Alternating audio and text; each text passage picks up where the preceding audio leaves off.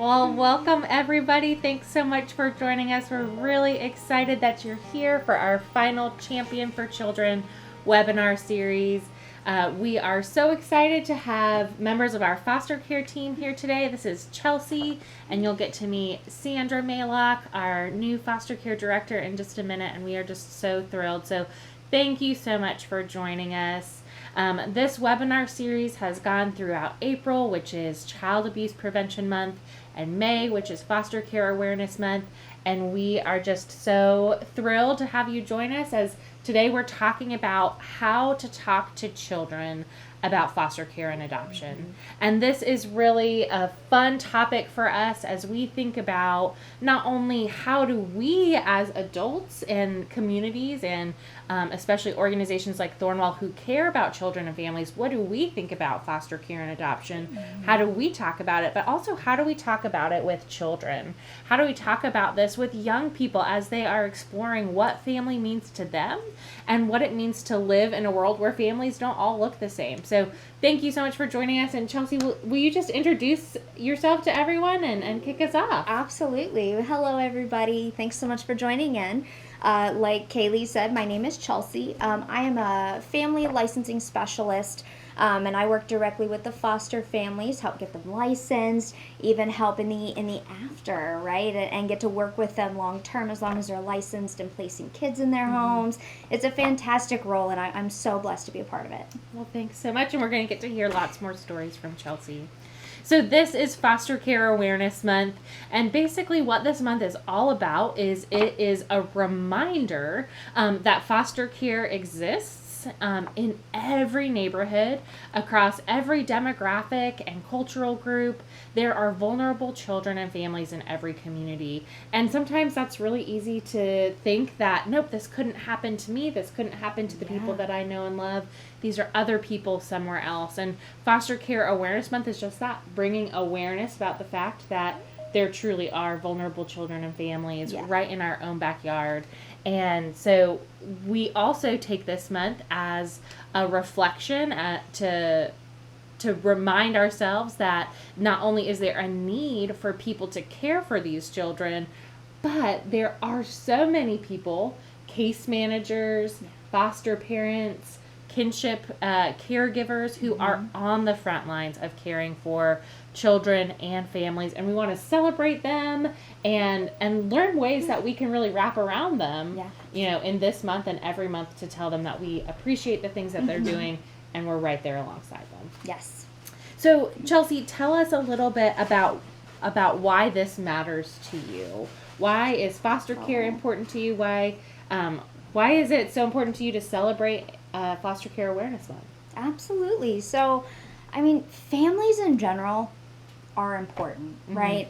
That is the building blocks, the foundational building blocks, like growing up as a child, to give you the emotional, social, mental, physical connection and safety.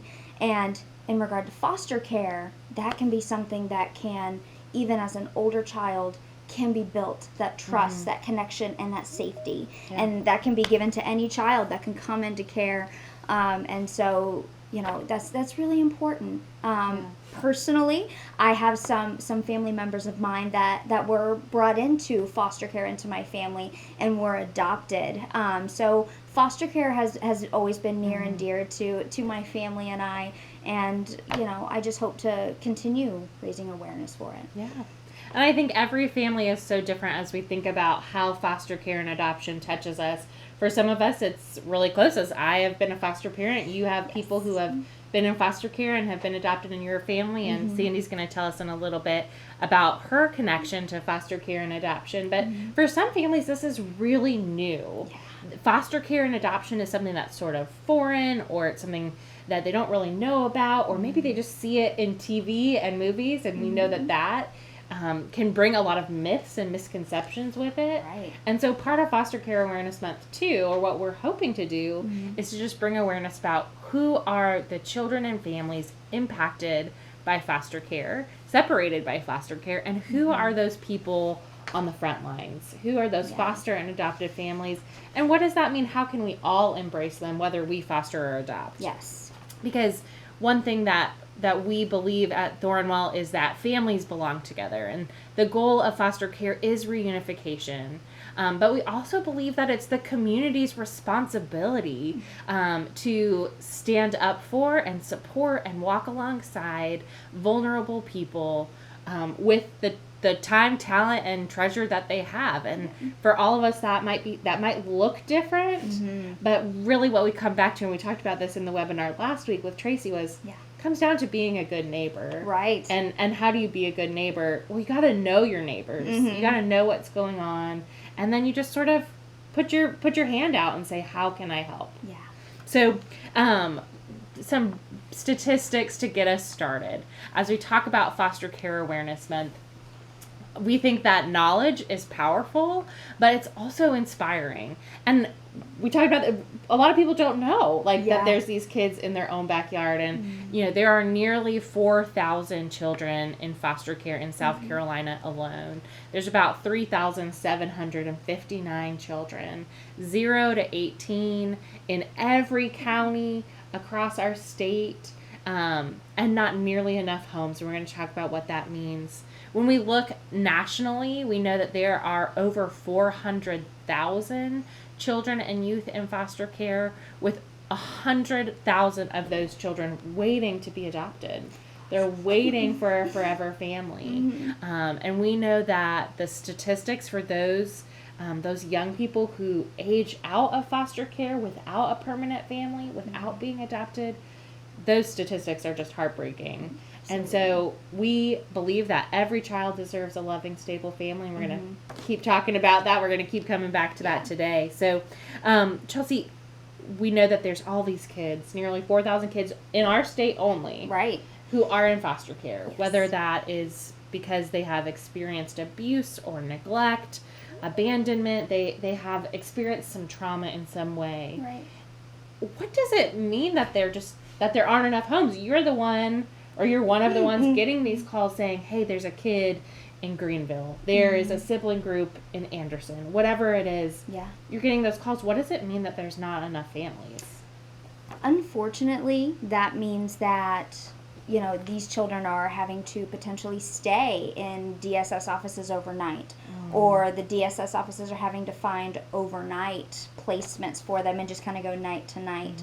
Or in the midst of their worst day, they're experiencing even more uncertainty and instability. They don't have that access to that permanent or permanent for however long they're in foster care home. Right. Yeah. Exactly.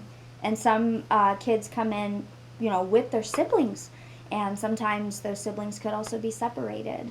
And that could either be groups of 2, groups of 5, where, the available homes may not have enough available beds for all of them. Yeah. So that can be heartbreaking as well. So it's not only that there aren't enough homes, period. It's there aren't enough homes that have the capacity for what these kids need. Yeah, exactly. Whether that's keeping siblings together or keeping them in their county. Yeah. Because I know we as foster parents have had kids from all over, often not from our county. So what does that do for a young person, of whatever age, to come into foster care and there not be any homes nearby and they have to, maybe go across the state? Right. So that means being essentially ripped out of their own community, right? Being ripped out of what they know. Yeah. Their friends, their schools, their potential family members that are also close by if they're not able to take them, and just different difficult situations where they have to start completely fresh. And that can be really hard on them. It's an adjustment period. And we say all this knowing everyone is really doing the best they can to serve these children well and support these children well and find the best fit homes. People like you and your team, people at DSS, the foster parents, everyone's doing their best. There's just not enough capacity. Right. I will say specifically that our team here at Thornwell, we work so incredibly hard to just contact every family that we can that has the availability, just to make sure that if we are able to place these kids that we can. Yeah. So, So we've talked a little bit about foster care, right? These kids that are in foster care and this truly a crisis of not enough homes and not enough families and not enough beds. But really what we're here to talk about today is how do we talk to kids about that? Right. I mean, these problems feel overwhelming for us to think about and to wrap our heads around, and sometimes it can feel like we don't have all the information we need. Mm-hmm. How do we talk to kids about this? Or why do kids even need to know about this? Right. And I think that's a question that a lot of parents ask because we care about our kids more than anything else. And we want to keep our kids safe. And we want to keep them protected and innocent for as long as possible. Yeah. And those are really good things. But you mentioned, family matters. Mm-hmm. Family is that critical building block, especially for our youngest kids, of everything else. Yeah. It's how they understand themselves and other people. It's how they understand the world. Family is the most important thing. Yes. And so as we talk to our kids about what does family mean, Mm-hmm.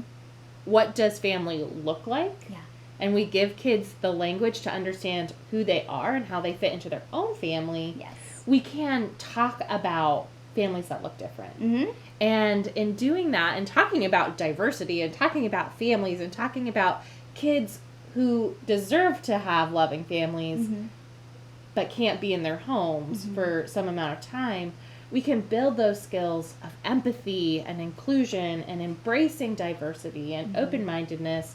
So when our kids go out into the world and see families that look different than them, or they have friends at school whose parents don't look like theirs, or their family structure is different than theirs, they don't have to navigate that alone. They're building the language for it. They're building the understanding for it in their own home. Yeah. With tools and resources supported by their parents. And that's important. That's what we want to help parents and families and teachers and churches. We want to help you to have these conversations in age-appropriate ways to help your kids navigate the world. And so one of the things that we're going to keep coming back to is using the people around you. Building those connections we're going to keep talking about with foster and adoptive families, with families who look different than you, but also using the resources available to you. And there's so many really great resources. We're going to keep talking about them, but we're going to introduce them sort of one at a time. These tools for understanding family and building emotional stability and their place in the world. And one of my favorites for our youngest kids is The Family Book by Todd Parr. Todd Parr has lots of really great resources for our youngest kiddos. And so I'm just going to read a couple pages out of the beginning of this one. I love this book. Yeah. So, some families are big. Oh, I don't know that you can see that on there, but I'll just read it to you. Some families are big. Some families are small. Some families are the same color. Some families are different colors. And these illustrations are just wonderful. But my very favorite thing about this book is the last page. It says, there are lots of different ways to be a family. Your family is special no matter what kind it is. And so this is just a really sweet way to start talking about these conversations around family, and that families can look different, and that all families are valuable as they are loving and caring for kids. So, Chelsey, we've talked a little bit about foster care and why kids come into care. Let's talk a little bit more about these kids. Oh. And especially the kids that Thornwell families are caring for. Yeah. As we, as parents talk to their kids about different types of families and talk to them about foster care, they might not know, who's in foster care? Right. Tell us a little bit more about who these kids are. Oh, I have the biggest heart for all of these kids. All of our team does. And we have some fantastic kiddos in care with some of our foster families. Specifically, I really like to touch on some of the younger ones as well as the older ones, right? The teenagers. We actually just recently licensed a family, and the same day that they got their license, they got a teenage sibling group. And they were open to having teens, which is fantastic. And just seeing the progress that has been made and the connection that has been made between this foster family and these girls has been incredible. Not only have they done better in school, they've gotten involved in extracurriculars. They are now attending church regularly. They are doing things as a unit, which is giving them more of what they needed all along, right? Yeah. We also have some that have toddlers and babies, and they stay super busy. I have a particular foster family where the foster father, he's in the military, and he was deployed back right after Christmas, which was really hard on the family. And they already have 3 other biological children in the home. They have very busy schedules, and now adding on some busy little toddlers running around, and them needing their own services, and them needing just that commitment and that safety, and that just unconditional love. It's added an awful lot just for foster mom. Yeah. But so much has been done, and it's like night and day from when they first got into the home even to now with foster dad being gone, thanks to everything that foster mom has poured into these kids. Yeah. So these are kids. I mean, they're kids just like anybody's kids. You know, these are the kids in school with your kids or grandkids. They're the kids in your church. They're the kids riding the bikes down your street. So, I mean, but they also have experienced really hard things in their little lives. And so that comes with a lot of need for those services and resources and wraparound care, and the more people to love them, the better. As, you know, their family is fighting for reunification, is working towards, you know, being strong and healthy and capable of giving them what they need. Absolutely. So as these foster families care for these kids, and what do you hear from them? What are the things that that they're dealing with as they welcome these kids? What are the feelings that they're feeling, and what do these families need? I will say upon first placement, everything is overwhelming, right? There's a lot that has to happen for these kids that are coming into care. They have to have appointments scheduled, getting them enrolled into school, and just coming into the house, ensuring that these kids feel comfortable, ensuring that they also feel loved, right? And just seeing behaviors and how things are working within the family dynamic as a whole, and what needs to be done for that. All of this can happen easily within the first week. And so, you know, it's up to those families to be able to reach out to their family specialists, to their DSS caseworkers, if they need to advocate for those needs.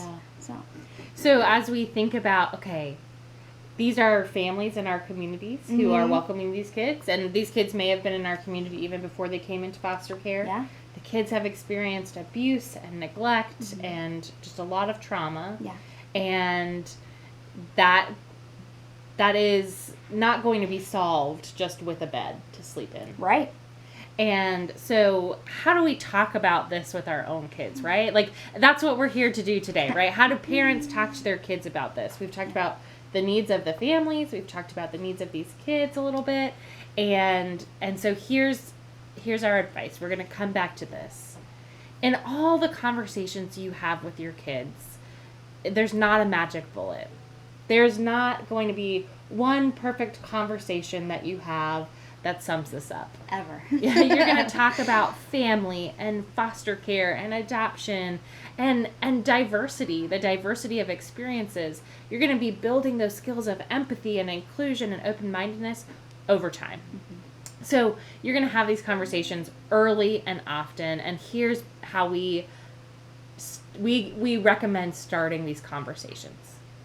We can all agree that kids deserve to be safe. Yes.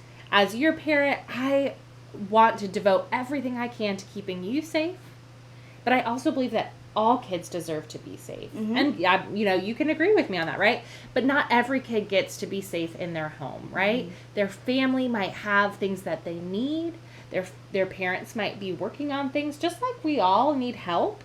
This family needs help. So these kids are in foster care because their parents need some help. And so, you know, we can explain, okay, foster parents bring them into their home for a little bit of time. We're not really sure how long. Right. And this conversation changes based on what your situation is. Whether you're preparing your family to foster or adopt, whether you're preparing your kids for someone in their life fostering or adopting, these conversations may change. They might have someone in their class who's in foster care. How can you help them understand in age-appropriate ways? We have the conversations early and often. Just keep it simple. The best advice I have is that to explain it to them, you sort of need to understand it yourself, so that you can answer their questions. But the biggest tool in your toolbox is, I don't know. Yeah. You can say, I don't know, let's find out together. Or, I don't know, maybe we should ask Aunt Susie who's fostering. Yeah. Or, let me ask so-and-so, whatever it is. Let me find more information, or let's learn this together. Let's look at books and shows and these things that can help us together. And that can not only build their emotional stability, their felt safety in your family and their position in your family, their understanding of diverse families and family structures, what foster care means to them, but it also is going to build that relationship within your family. And I think there are a lot of things that you can do to build these conversations. Just remember to model compassion for these kids who are in foster care, compassion for their parents, the foster parents, and the system. It's really easy to vilify, when you're using these constructs of good parents and bad parents, or good kids and bad kids, or right and wrong. And when we're having these conversations, we want to remember that this is not about villainizing anyone. This is about talking about how can we have empathy for these kids, but also for their parents and for the foster families who are welcoming them. Yes. So there's not a perfect way to do this, and your kids better than anyone else. So as you talk about foster care, use your resources, use your people. We've got a couple other books here, and I know that you can't really see them as we talk about them, but we've got books like A Family is a Family is a Family by Sarah O'Leary, and it introduces lots of different kinds of families. This is like an early elementary school book. This is a great one. We love talking about this A Mother for Chaco book, and Sandy's going to talk a little bit more about this as we talk about adoption. What does it mean to find a family? And one of my very favorite books, especially for kids in foster care or families working through foster care, is this I'll Love You From Right Here by Jamie Sandifer. And I have had the opportunity over the last few years to get to know a lot of these authors and work alongside them on projects. And there just really is this growing library of resources for young kids, because people realized, how do I talk to my kids about this? Yes. How do we explore this idea as a family?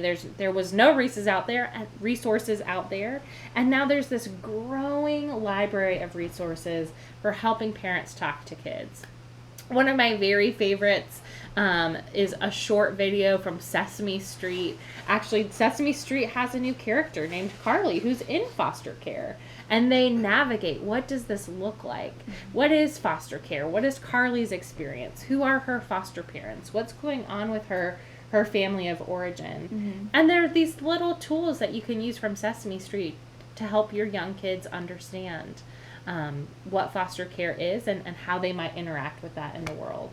So tell us a little bit more, Chelsey, about our foster families at Thornwell, that are welcoming these kids, and kind of what they're going through as they seek out, help from people like us in the community, that can wrap around them a little bit and ease their transition into foster care, or ease the transition as they welcome kids into their home.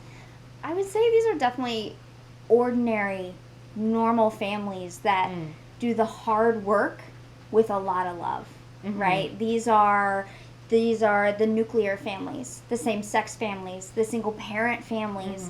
These are even the kinship families.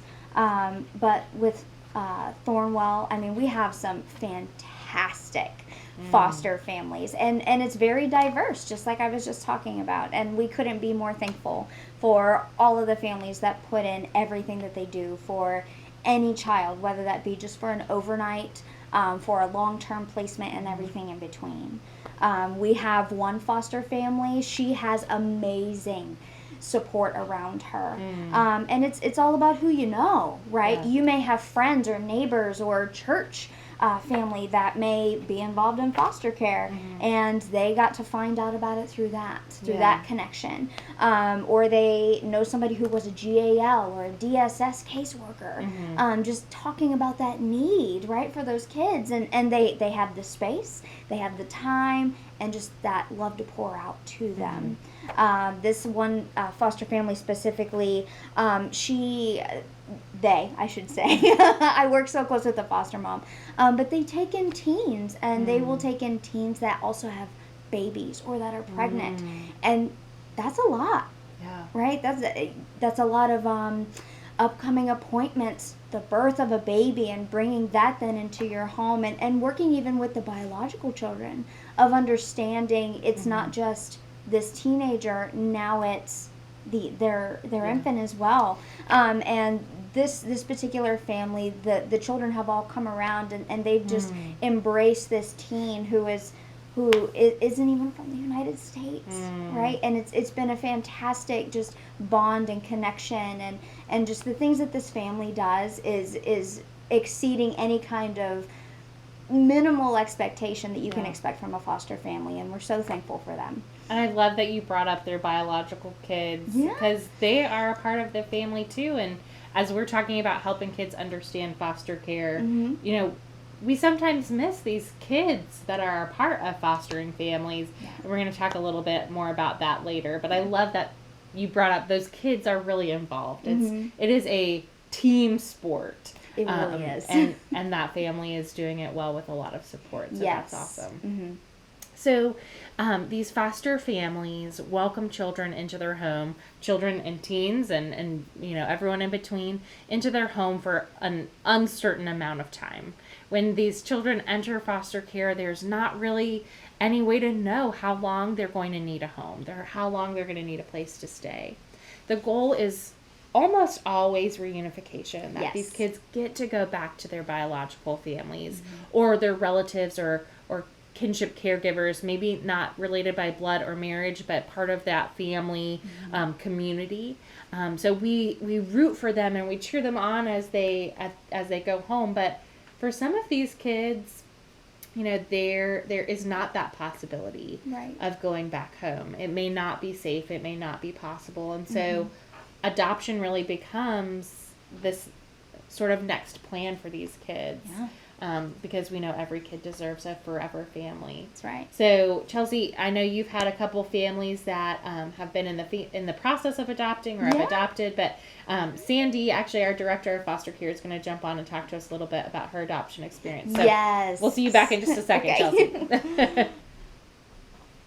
Hey, Sandy. Hey. Thank you so much for joining us. We're so excited to hear from you. So I will kind of let you just start by introducing yourself, if you don't mind, and kind of give us a little introduction to adoption and how we can talk to kids about adoption. All right. Well, thank you for having me. Yes. And my name is Sandy Maylock, and I'm the Foster Care Program Director with Thornwell.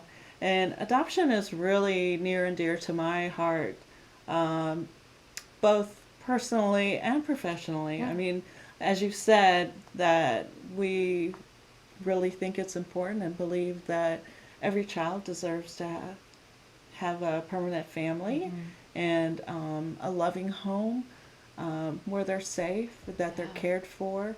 And for me personally, I was adopted when I was a baby from Korea, and grew up in a wonderful adoptive family that it's my family. And I had the opportunity to go back to my orphanage in Korea, and that was the time that my life changed, and because I realized what it meant for me to be adopted, and for other kids that didn't have that chance. It was seeing the kids that I left behind in my orphanage and realizing that they needed a family as much as I needed a family. It just broke my heart and really changed the passion, and really was part of, I believe, God's plan for my life. And so that's why I'm here. Yeah, well, thank you so much for sharing part of your story with us and kind of your heart for adoption. As you think about families or parents talking to their kids about adoption, obviously as we talk about foster care, these are kids in our own backyard, but there's lots of different types of adoption. There are. There's domestic and international and adoption from foster care. So as parents talk to their kids about adoption, what would you want them to know? I want them to know that that adoption really means a permanent family, and we often talk about we talk about a family for kids when we're talking about adoption, and I hear so many people say, well, we provide family care for these kids, but personally, it means that I have my parents' last name, that I'm part of their family. This is where I belong forever.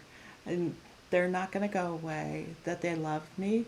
They chose me. And, and with older kids often get to choose the family that they want to be adopted by as well. So there's choice on both sides. And, but not only having my parents' last name, but knowing that I'm going to inherit from my parents, that that I'm part of that family forever, that I have a birthright. I look at adoption as it's just a beautiful way of joining a family, and that family is forever. And I know that I'm, all of the legalities of adoption. I mean, it's legal, that nothing can break us apart, and that they'll be there forever. Yeah. So we kind of talked about, who are the children in foster care. And when we talk about adoption, it's much more general because there are so many different kinds of adoption processes. Right. But who needs to be adopted? Who are these kids? They're children of all ages, from the little ones to the older ones, and sibling groups, just as we talked about in foster care. Yeah. They're kids that are in DSS foster care system and who have been legally freed to be adopted, and that it's not possible for them to go back to their birth families and live with them. And so, but there's there are kids also who may have special medical needs. So there are all types of children, and all ages of children, and different kids with different scenarios and different birth histories, and we talk about the types of adoption, that we're looking not only within the U.S. and talking about domestic adoption, but international adoption. So our kids in the U.S. are in foster care. Yeah. Some of them may still be living with their biological family and waiting to be adopted by a relative. But when it's not possible for them to stay with a relative and be adopted by a relative, then there's non-relative. We talk about non-relative adoptions. So somebody unrelated to them. So domestic adoption is looking across the United States and not only here in South Carolina, but in every other state. Yeah. And then worldwide, I mean, the world is big, and there are thousands of children who are in institutions or in foster families in other countries who need an adoptive family. Yeah. So we've kind of talked about there's so many situations. So who are adoptive families? Who are the families that can adopt? I think that, obviously families go through a home study, to be approved to be adoptive parents. But what I say is that adoptive families are families who are willing to open up their heart to love a child unconditionally. Yeah. And these kids come to their families they may have a suitcase, with tangible things, their clothes or whatever, a toy, but they will also have an invisible suitcase that we don't know what's in that suitcase. They may not even know what's in that suitcase. But if adoptive parents, when they're really ready to be an adoptive parent, that they're willing to accept that child for who that child is, and to just love them unconditionally. Yeah. So, and as we've talked about a lot of the really beautiful parts of being a family and different kinds of family, foster families, adoptive families, but there is that invisible suitcase. There is the trauma that comes with being separated from your family of origin. So as we talk to kids about adoption, we can't sugarcoat all of it, but how do we do that? How do we talk about it? I know you've got some great stories to share with us as well. It's really important for parents to be open with their kids, to be honest and transparent. And it's like sharing a story. The adoptive parents have that child's story from information that may have been shared with them from their family of origin or from a social worker that the kids may not know about, but it's theirs. It's that child's story. And so it's important to share that age appropriately, and I say chapter by chapter. Yeah, I love that. Because it with the child, not necessarily with everybody the child. else. Yeah, it's personal, and remember that this is the child's story. Parents have the responsibility to share with their child and let their child share with other people as they feel comfortable in doing so, and when that time comes. For me personally, my adoption story, I grew up knowing that I was adopted. I do not ever remember being sat down and said, so you were adopted from Korea. It was my bedtime story, and my parents used our photo album of two little girls coming from Korea on the airplane, and to mommy and daddy, and joining the McLaughlin family. And that was our bedtime story every night. And so we always knew that we were adopted. And, but I always knew, as a teenager, looking through my records and realizing that I was an abandoned child, and learning that I was left on the street by a police box, and what orphanage I was from. And all of those pieces were important. They all had impact, and good, positive and negative, and just really learning and understanding what that meant for me and where I came from. And so we also, my parents also were part of, all of our friends. We had a lot of friends who were adopted, so we had, you were surrounded sort of by that community. Foster families and adoptive families both. It was normalized. Yes. And so, and we all knew that we were adopted, and we would talk about it occasionally, but it was that this was normal. We were a family. We were all different. We all had stories, and but that was our part of our life.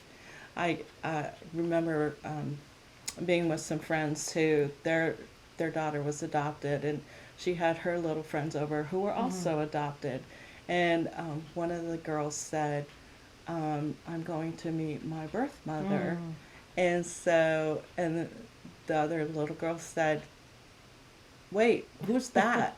And she said, "That's my mommy Emmy." And so, and she said, "I'm adopted."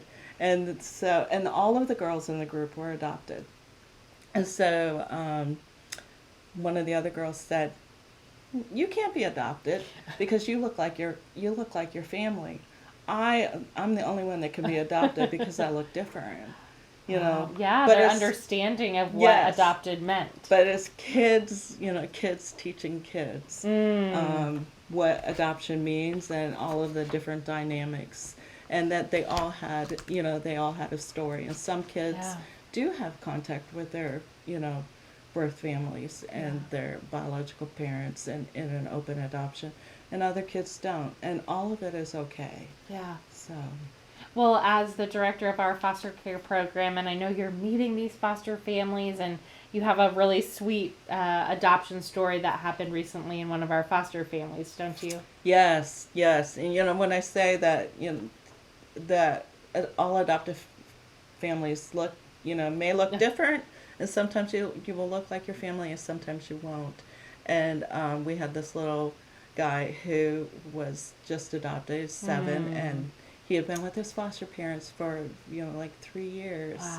Wow. But the sweetest, I wasn't at the adoption hearing, but heard about it and saw the picture. And the thing that struck me about this family, and I met the family, that he blended in just like he was a part of the family. He was treated no differently.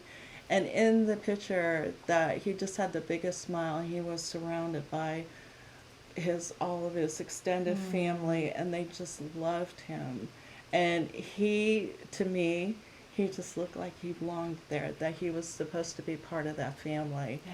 And he got to, pound the gavel, the judge's gavel, and, say that this is my family. This is, this is my adoption is finalized. But it's just a sweet, sweet story of love that adoptive families have for kids, and just, as I said, loving them unconditionally. Yeah. So as we sort of wrap up talking about adoption, what do you want families to know? Is there any kind of last things that you would like to say? I think I want families to know that that as they, as if whether it's an adoptive family or somebody thinking about adoption or providing foster care, that every moment matters. Everything. Sometimes I think that families think it's not going to make a difference. I'm not making a difference in a child's life, and that's what, that's kind of what starts them thinking about fostering or adopting. But every moment matters, and I used to work overseas, and so this little kid was carrying a picture of a family that he decided to adopt because they sent him a Christmas present through Aww. Samaritan's Purse, and their photo was in it, and he said, "This is my family. They sent me all these things." And so even when you don't think about the things that you do, of touching a child or acknowledging a child, acknowledging all of the wins that they have in their life, that or just being there to listen, it matters. It matters, and it's important. Thank you so much, Sandy.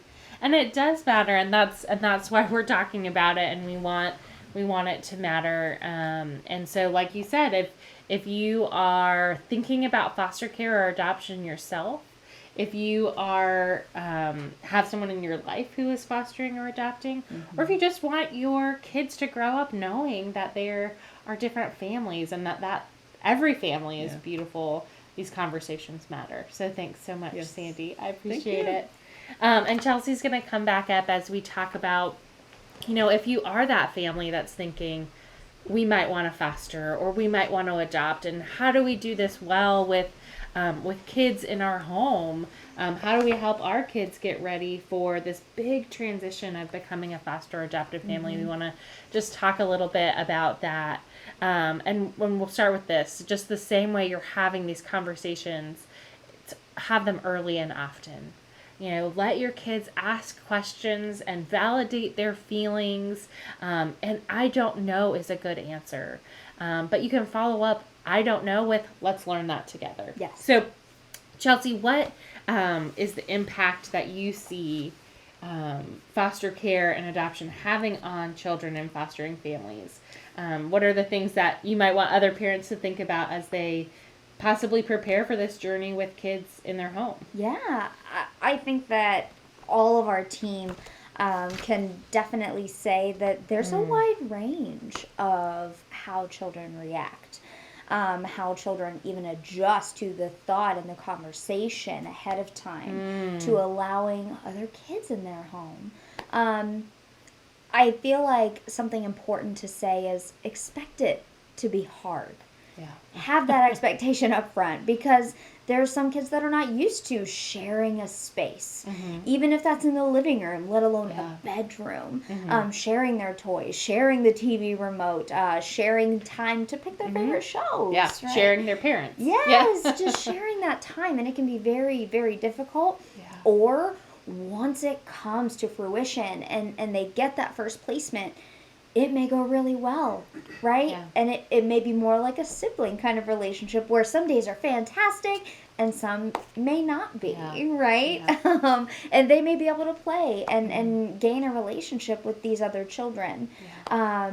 But it probably goes through phases and transitions. Yes. It's not going to be sunshine and rainbows every day from day one. Yes. It's a complete adjustment the entirety of a child's stay in your home. Like I said earlier, whether that be just overnight or for a long period of time. Yeah. And even if the child is reunified, right, with their bio family, even that can be an adjustment for the entire foster family. And so having these conversations and including kids on the process, and so that they really do know what to expect. Yeah.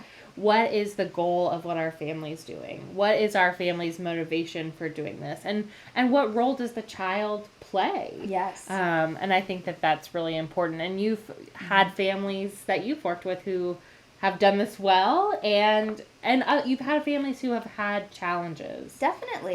So can you tell us a little bit about what that looks like as they navigate, this new experience of becoming a foster family? Definitely.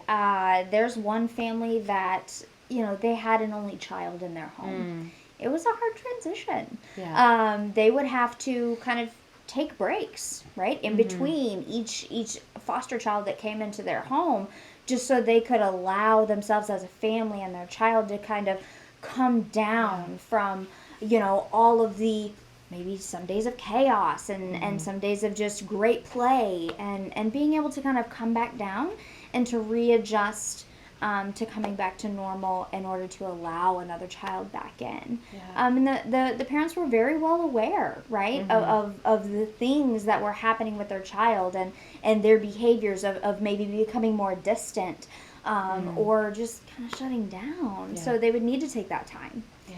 But then we have other families, right, like I had previously mentioned, as well as another family. They have 3 biological kids as well. And they have completely embraced it, right? They've been around the foster care system since they were younger, or even kind of born into the family as they were fostering. Yeah. So it's kind of made, I think, that transition maybe a little easier. Yeah. Their roles haven't really always been as permanent. Yes. Yeah. Yes. And so they love to help with the little kids that are running around and like to be a sibling kind of role to these kids that may only be there for a little bit. Yeah. And we've talked about, too, finding that right fit for your family. What is the age range that's going to be, best suited for your family, your routine, your capacity, your car, your house, and for your kids, too. Do you need kids that are younger or the same age or older?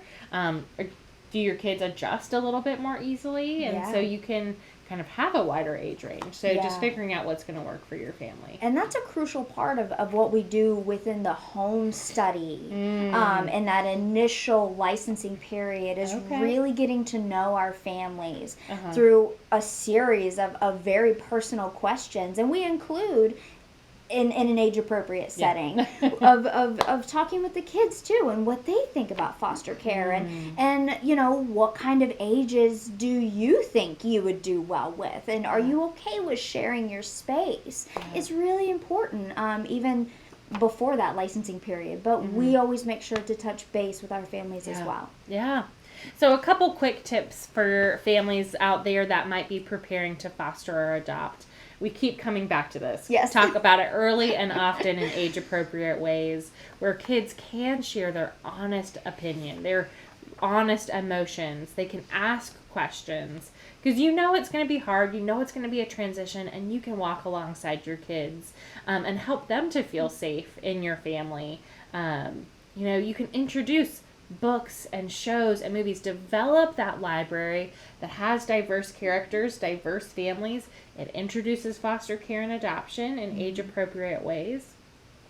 And as you learn together and you listen to your kids, set family rules and expectations. What is this going to look like?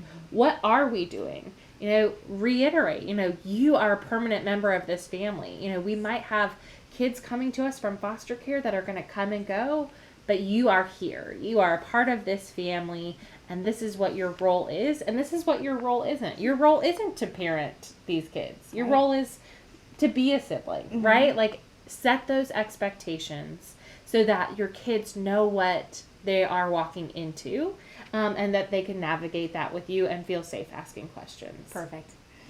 Continue to discuss how decisions are going to be made and have regular family meetings. Check in, do a temperature check. Are we still feeling good about this? Is this what's hard? What's fun? Continue having those conversations ongoing all throughout, before fostering, during a foster placement, and after they leave. Definitely. But I think the best advice that we came up with, Chelsey, is just to connect with other foster families. Develop those friendships. Go on those play dates. Normalize what this is going to look like. And in that way, you also have other foster families in your corner. Definitely. So talk to us a little bit about that.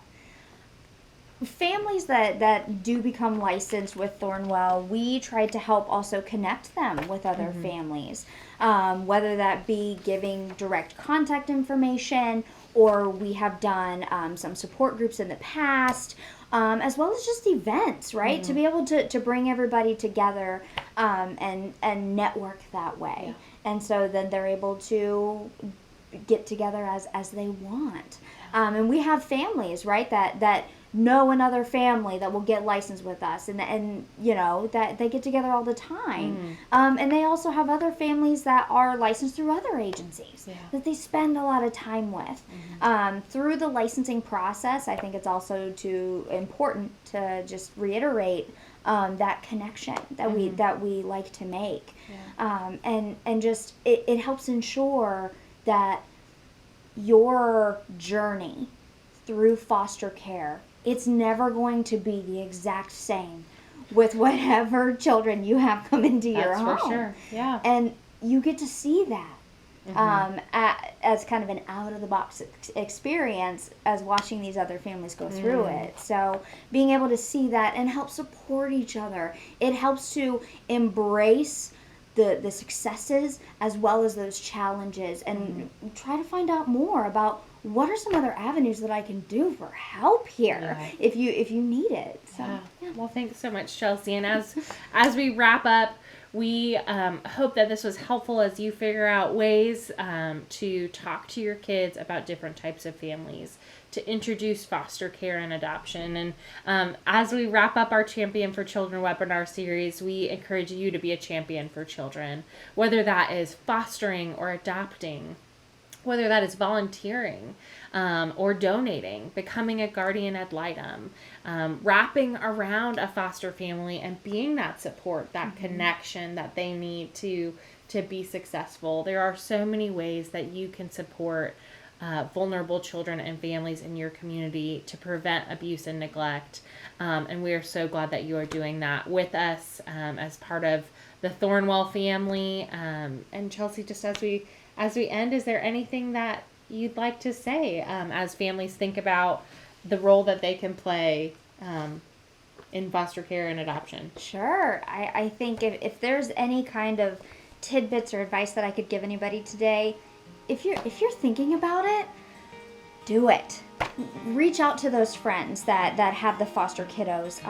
Reach out to those agencies like Thornwell and find out any more information that you can. and just try. Become licensed or just volunteer time. There are many avenues, right? That can be embraced, and all you have to do is try it out. So if you want to learn more, you can always find out more on our website at thornwell.org or reach out to us directly. If you are registered, you will get a follow-up email from us with some of the resources we've mentioned as well as others.